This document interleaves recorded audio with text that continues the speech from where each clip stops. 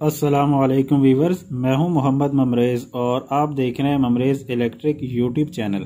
Friends, आज की video में हम बैटरी चार्जर के ट्रांसफार्मर के वाइंडिंग डेटा और वायर गेज के बारे में तफसीली बातचीत करेंगे कि किस तरीके से आप बैटरी चार्ज करने के लिए एक ज़बरदस्त किस्म का बैटरी चार्जर का ट्रांसफार्मर खुद से डिज़ाइन कर सकते हैं और छोटी या बड़ी किसी भी किस्म की बैटरी आप उसके साथ आसानी से चार्ज कर सकते हैं। लेकिन वीडियो की तरफ बढ़ने से पहले अगर आपने अभी तक हमारे YouTube चैनल को सब्सक्राइब नहीं किया तो काइंडली सब्सक्राइब कर लें और साथ ही बने बेल के आइकॉन को प्रेस कर दें ताकि जब भी नई इंफॉर्मेटिव वीडियो अपलोड की जाए तो सबसे पहले आप दोस्तों तक उसका नोटिफिकेशन पहुंच सके। तो आइए बढ़ते हैं आज की इंटरेस्टिंग वीडियो की तरफ।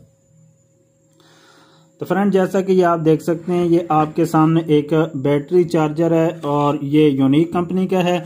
तो ये दोस्तों लोकल होते हैं। इस तरह की बॉडीज और इस तरह के स्टिकर आपको हर तरह से मिल जाते हैं, मुख्तलिफ नामों के मिल जाते हैं। तो ये कोई भी बंदा बैठकर आसानी के साथ बना सकता है। तो ये देसी ट्रांसफार्मर होते हैं, इनके अंदर ये देसी चार्जर कहलाते हैं। आज की वीडियो में हम सीखेंगे कि इनके अंदर किस तरीके का ट्रांसफार्मर इस्तेमाल होता है और किस तरीके से इनको आसानी के साथ बनाया जा सकता है। तो फ्रेंड, इसके अंदर एक ट्रांसफार्मर होता है और ट्रांसफार्मर के जरिए से बैटरी को चार्ज किया जाता है। ट्रांसफार्मर को 220 वोल्ट दिए जाते हैं और उससे 12 वोल्ट के मुताबिक 14 या 15 वोल्ट लिए जाते हैं और उनको डीसी के अंदर कन्वर्ट करके उससे बैटरी को चार्ज किया जाता है। तो आज का हमारा जो टॉपिक है वो इसका ट्रांसफार्मर है कि ट्रांसफार्मर हम किस तरीके से डिजाइन कर सकते हैं। तो फ्रेंड, मैं पहले भी बता चुका हूं कि जो मार्केट से हमें बने हुए देसी चार्जर मिलते हैं उनके अंदर आमतौर पे छोटे छोटे से ट्रांसफार्मर लगाए हुए होते हैं और बहुत पतली वायर गेज उनके अंदर इस्तेमाल की हुई होती है, जिसकी वजह से जब बड़ी बैटरी उनके साथ चार्ज की जाती है तो वो हीट होते हैं। या छोटी बैटरी को वो चार्ज कर रहे हो और साथ ही आप कोई पंखा या कोई लाइट वगैरह चलाते हैं या डायरेक्ट उनके ऊपर कूलर फैन को चलाते हैं यानी डीसी कूलर फैन को, तो वो आपके ट्रांसफार्मर और चार्जर हीट होते हैं और नतीजतन वो जल जाते हैं। तो उनकी असल वजह ये होती है कि उनके ट्रांसफार्मर छोटे होते हैं, पतली वायर उनके अंदर इस्तेमाल की हुई होती है, तो जिसकी वजह से वो ट्रांसफार्मर बहुत जल्दी खराब हो जाते हैं। तो अगर आप एक पायदार किस्म का और मजबूत किस्म का ट्रांसफार्मर डिजाइन करना चाहते हैं, फर्स्ट ऑफ ऑल आपने जो बॉबिन उसके लिए चूज करनी है तो वो फ्रेंड आपने 2 इंच वाली बॉबिन उसके लिए तलाश करनी है। अगर इसके सेंट्रल पोल की बात की जाए तो इसका सेंट्रल पोल 1.5 इंच है और इस बॉबिन की जो स्टेक और मोटाई है वो 2 इंच है। तो आप 1.5 बाई 2 वाली बॉबिन इसके लिए इस्तेमाल करेंगे। तो इस बॉबिन पे जो आप ट्रांसफार्मर बनाएंगे उसके ऊपर आप मोटी वायर को भी इस्तेमाल कर सकते हैं और मोटी वायर से बना हुआ आपका बैटरी चार्जर बहुत ही पायदार किस्म का बनेगा। तो सबसे पहले हम इसके वाइंडिंग डेटा को कैलकुलेट कर लेते हैं। तो यहाँ पे आप देख सकते हैं कि इसकी जो चौड़ाई है वो 1.5 इंच है और लंबाई इसकी 2 इंच है। तो जब 1.5 को 2 के साथ ज़रब देते हैं तो जवाब आपके पास आता है जी 3। तो इसका मतलब ये है कि इस बॉबिन का जो क्रॉस सेक्शन एरिया है वो 3 इंचेस है यानी 3 स्क्वायर इंच है। और अगर 3 को हम 8 से डिवाइड करते हैं तो आपके पास जो आंसर आता है वो 2.66 आता है। यानी इस बॉबिन के ऊपर आप 2.66 टर्न देंगे तो 1 वोल्ट आपका जनरेट होगा। तो ये 2.66 आपकी टर्न रेशो है या टर्न पर वोल्ट है। उसके बाद हमने इसकी प्राइमरी वाली वाइंडिंग करनी है। तो प्राइमरी के लिए हम इसमें 23 नंबर इस्तेमाल करेंगे, चाहे सिल्वर की आप इस्तेमाल करें या कॉपर की इस्तेमाल करें। अगर चाहें तो 22 नंबर भी इस्तेमाल कर सकते हैं और 23 नंबर भी इस्तेमाल कर सकते हैं। तो 23 नंबर से भी आपका ये ट्रांसफार्मर अच्छे तरीके से काम करेगा। तो हमारे यहाँ वापडा से आने वाले जो वोल्टेज होते हैं वो जनरली 225 या 230 होते हैं।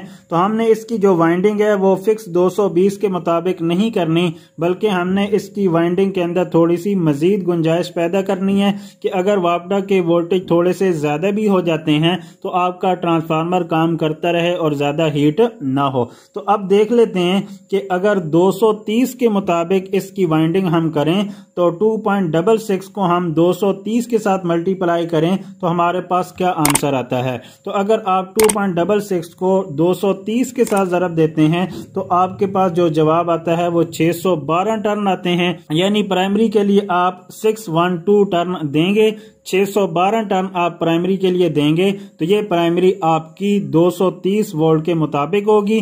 तो अगर वापडा की तरफ से आने वाले वोल्ट 200 हुए, 220 हुए या 230 हुए तो ये ट्रांसफार्मर आपका काम करता रहेगा।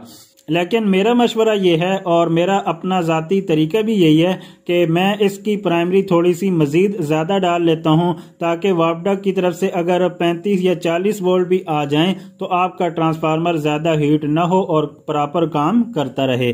तो उसका तरीका ये होता है कि फ्रेंड्स अगर इसकी प्राइमरी के लिए आपके पास 612 टर्न आए हैं 230 के मुताबिक तो आप 612 की बजाय इसके अंदर 650 टर्न दे दें, यानी 650 टर्न इसके अंदर आप 23 नंबर सिल्वर या कॉपर वायर से दे दें तो प्राइमरी के अंदर आपके जो टर्न होंगे वो 650 होंगे। अब उसके बाद जो आपने इसकी सेकेंडरी डालनी है, यानी वो वाइंडिंग जिसके जरिए आपने अपनी बैटरी को चार्ज करना है, जिससे आपने 12 वोल्ट लेने हैं, तो उसके लिए आप या तो 15 नंबर सिंगल इस्तेमाल करें, सिल्वर हो या कॉपर हो। 15 नंबर वायर से आपने 15 वोल्ट के मुताबिक इसकी वाइंडिंग कर लेनी है। तो अगर आप अपना ट्रांसफार्मर ऐसी बॉबिन पे बना रहे हैं जो कि 2 इंच की है तो इसमें आपने 15 वोल्ट के लिए 44 टर्न देने हैं, यानी 44 टर्न आपने देने हैं 15 नंबर वायर से। इसलिए कि हमारी बैटरी जो होती है वो 13 प्लस वोल्ट की होती है, इसलिए कि बैटरी के अंदर आप जानते हैं कि 6 सेल्स होते हैं और हर सेल जो होता है वो 2.2 वोल्ट का होता है। इस फार्मूले के मुताबिक आपकी जो 12 वोल्ट की बैटरी होती है वो दरअसल 13 प्लस वोल्ट की होती है। तो उसको चार्ज करने के लिए आपके पास 15 या 16 वोल्ट का चार्जर होना चाहिए, और जितने आपके पास जो चार्जर होते हैं चाहे वो चाइना के हों या देसी हों तो उनकी जो आउटपुट होती है वो आपको 15, 16 या 17 वोल्ट मिलती है। तो आपने जो ट्रांसफार्मर में से वाइंडिंग निकालनी है वो आपने 15 वोल्ट के मुताबिक निकालनी है, और इसके बाद आप इसके आउटपुट पे एक कैपेसिटर लगाएंगे इसकी स्मूथनेस के लिए, तो इसके वोल्ट ऑटोमेटिकली 16 या 17 हो जाएंगे। तो 15 वोल्ट के मुताबिक आपने इसकी वाइंडिंग सेकेंडरी करनी है। और अगर आप 15 नंबर इस्तेमाल नहीं कर रहे बल्कि 17 नंबर इस्तेमाल कर रहे हैं तो फिर 17 नंबर की वाइंडिंग आपने डबल करनी है, यानी पहले आपने 44 टर्न देने हैं, फिर एक लूप निकालनी है और फिर आपने 44 टर्न निकालने हैं। तो ये आपकी वाइंडिंग 15-0-15 की होगी या 15-15 की वाइंडिंग होगी। इससे भी आपको अच्छे एम्पेयर देखने को मिलेंगे और ट्रांसफार्मर आपका अच्छे तरीके से काम करेगा। तो अभी जल्दी से इसका वाइंडिंग डेटा मैं लिखकर आप दोस्तों को दिखा देता हूं ताकि अच्छे तरीके से आप देख सकें कि अगर हमारे पास 2 इंच की बॉबिन है तो हम किस तरीके से एक अच्छा बैटरी चार्जर उससे बना सकते हैं। तो फ्रेंड आप देख सकते हैं कि हमने यहाँ पे बॉबिन का साइज 1.5 बाई 2 लिया है और 1.5 को 2 के साथ मल्टीप्लाई करते हैं तो आपके पास आंसर आता है जी 3, और 3 को 8 से डिवाइड करते हैं तो आपके पास टर्न पर रेशो आ जाता है, यानी टर्न पर वोल्ट आपके पास आ जाता है 2.66। और अगर 2.66 को हम 230 के साथ मल्टीप्लाई करते हैं तो आपके पास आंसर आता है जी 612। तो इसका मतलब यह है कि प्राइमरी के अंदर आपने 612 टर्न देने हैं, लेकिन मैं बता चुका हूं कि आप 612 की बजाय 650 टर्न दे दें प्राइमरी में तो आपकी प्राइमरी ज्यादा मजबूत हो जाएगी। तो यहाँ पे समझने की बात यह है कि प्राइमरी हमने फार्मूले के मुताबिक फिक्स नहीं दी बल्कि हमने कुछ टर्न का उसके अंदर इजाफा किया है। तो अब आपने सेकेंडरी के टर्न निकालने के लिए 15 को 2.66 के साथ मल्टीप्लाई नहीं करना बल्कि आपने 650 को 220 पे डिवाइड करना है। तो जब आप 650 को 220 पे डिवाइड करेंगे तो आपके पास आंसर आएगा 2.95। तो अब आपने सेकेंडरी वाइंडिंग के टर्न मालूम करने के लिए 15 को 2.95 के साथ मल्टीप्लाई करना है तो आपके पास आंसर आएगा जी 44। और अगर आप अपनी सेकेंडरी वाइंडिंग के 14 वोल्ट रखना चाहते हैं तो 14 को आप 2.95 के साथ मल्टीप्लाई करेंगे तो आपके पास आंसर आएगा 41। तो ये कुलिया हर ऐसी जगह पे इस्तेमाल किया जाता है जहां पे आप अपनी प्राइमरी को कैलकुलेशन से ज्यादा रख रहे हों, तो फिर आपने सेकेंडरी वाइंडिंग की कैलकुलेशन के लिए असल कुलिये को इस्तेमाल नहीं करना। फिर आपने जितने टर्न दिए हैं उनको 220 से डिवाइड करना होता है और जो आपके पास आंसर आता है वो आपकी सेकेंडरी की टर्न रेशो होती है वो आपके सेकेंडरी के टर्न पर वोल्ट होते हैं। तो सेकेंडरी के टर्न पर वोल्ट निकालने के लिए आपने सेकेंडरी के वोल्टेज को उस आंसर के साथ मल्टीप्लाई करना होता है, तो आपके पास सेकेंडरी के टर्न आ जाते हैं, जैसे कि यहाँ पे हमने किया हुआ है। और यहाँ आप डायग्राम के अंदर भी देख सकते हैं, तो हमने प्राइमरी के दरम्यान से भी कुछ लूप्स निकाल रही हैं, जैसे कि यहाँ पे आप देख सकते हैं कि हमने 23 नंबर सिल्वर या कॉपर वायर से वाइंडिंग शुरू की है, 0 से हमने स्टार्ट किया और 478 टर्न मुकम्मल होने पे हमने एक लूप निकाली है। ये लूप हमारी 180 वोल्ट के मुताबिक है, जैसा कि यहाँ पे मैं लिख देता हूँ। तो ये हमारी 180 वोल्ट के मुताबिक लूप हो जाएगी। अगर हमारे पास वोल्टेज ड्रॉप होते हैं तो हम इस लूप को काम में ले सकते हैं। उसके बाद हमने मजीद टर्न दिए और जब हमारे टर्न 585 को पहुंचे तो फिर हमने एक लूप निकाली है, और ये लूप हमारी होगी 220 वोल्ट के मुताबिक, कि अगर किसी जगह पे फिक्स 220 वोल्ट होते हो तो वो इस लूप को काम में ले सकता है। और लास्ट में हमने एक लूप निकाली है 650 वाली, तो ये हमारी आखिरी लूप है कि अगर किसी जगह पे 220 से ज्यादा वोल्टेज होते हो तो वो इस आखिरी लूप को इस्तेमाल कर सकता है। तो आप इससे कम या ज्यादा लूप्स भी प्राइमरी की वाइंडिंग से निकाल सकते हैं।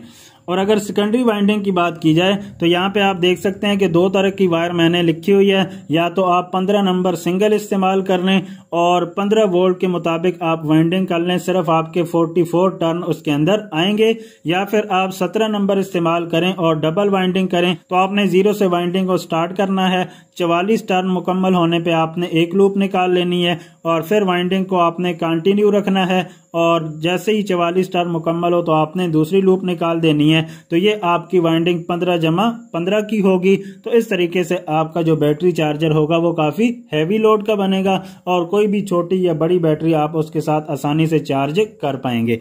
तो उम्मीद है कि दोस्तों ये वीडियो आप दोस्तों के लिए बहुत ही हेल्पफुल होगी, और आप जरूर इस कुलिये को इस्तेमाल करके एक अच्छा बैटरी चार्जर बना सकेंगे। तो अगर वीडियो अच्छी लगे तो काइंडली इसे लाइक, शेयर और कमेंट जरूर कीजिए, ताकि हमारी हौसला अफजाई होती रहे। अगर हमारे चैनल पे न्यू हैं तो काइंडली इसे सब्सक्राइब कर लें और साथ ही बने बेल के आइकॉन को प्रेस कर दें, ताकि हर नई आने वाली वीडियो का नोटिफिकेशन आपको टाइमली मिल सके। तो तब तक के लिए अपना बहुत सा ख्याल रखिएगा, मुझे भी दुआ में याद रखिएगा। अल्लाह हाफिज।